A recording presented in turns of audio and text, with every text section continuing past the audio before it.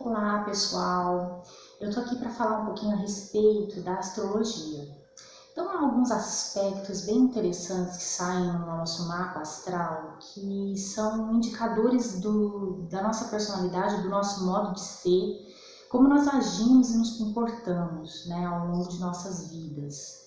Então, o mapa astral é como se fosse um mapeamento mesmo, e por meio dele você consegue se autoconhecer, né? Assim como o tarô. Então eu também estou bastante ligada à astrologia e eu vou falar um pouquinho dos aspectos mais comuns que a gente costuma ouvir, né, que tem a ver aí com o mapa astral. O primeiro deles tem a ver com o signo, né, que indica o que? A nossa essência, como nós somos, o que está ali basicamente no nosso modo de ser. Então o signo vai mostrar bastante a sua característica, como você é. Já o ascendente, ele indica a nossa forma de comportamento, como nós somos vistos pelo outro, como que a nossa personalidade é vista, é sentida e é manifestada nas nossas relações, né? Então o ascendente é um complemento da casa 1, ele é um complemento de quem é você, tá? Então o ascendente é muito importante também na hora de identificar a sua personalidade, porque é muito comum às vezes a pessoa ficar lendo horóscopo e considerar apenas o signo, tá? Não é por aí. A gente também tem que considerar o ascendente, é muito importante inclusive, porque é ele que vai se manifestar em alguns aspectos físicos, tá? Alguns aspectos comportamentais. É muito interessante então dar sempre uma olhada tanto no signo como no ascendente. Como que a gente calcula isso? Há vários programas de cálculo do ascendente na internet, são muito bons, né? E o que a gente pode pensar? Sempre em procurar saber exatamente o horário de nascimento, porque é aí que está a grande sacada. É você saber a que horas, né, você nasceu especificamente. Porque se você não tiver essa exatidão, aí fica realmente difícil você identificar o ascendente corretamente. Então, para saber o ascendente, é preciso então colocar o local que você nasceu e o seu horário de nascimento, tá bom? Também quiser, pode fazer o que? A consulta ao mapa astral, tá? Há alguns locais que também fornecem mapas astrológicos gratuitamente. Eu especificamente faço o mapa astral e já lanço com a minha interpretação, tá? Então é uma sessão em que eu apresento para a pessoa como funciona aí o mapa astral dela. Mas aí fica a critério de cada um fazer o que acha melhor, como achar melhor, tá bom? Só reitero assim que o mapa astral é uma grande ferramenta de autoconhecimento para você se entender e ver como você funciona nos aspectos da sua vida, tá? Então é bem importante mesmo. Outro aspecto que às vezes sai no mapa e que o pessoal acha super confuso é a questão dos elementos, né? Essa questão dos elementos, ela divide em proporções, quando você calcula lá no seu mapa, quanto que você tem de fogo, quanto você tem de ar, quanto de água e quanto de terra.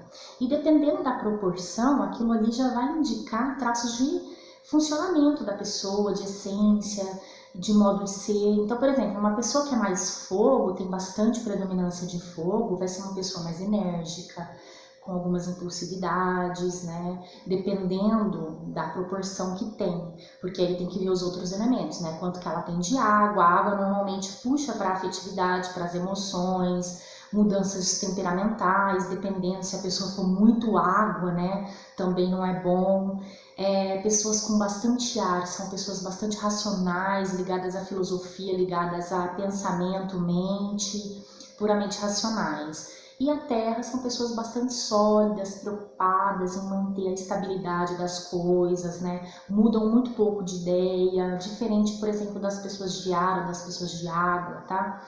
Então, assim, isso tudo tem a ver também com a sua constituição. Então, o mapa astral, ele não é tão simples assim, só pelo signo, né? A gente tem que considerar vários outros elementos.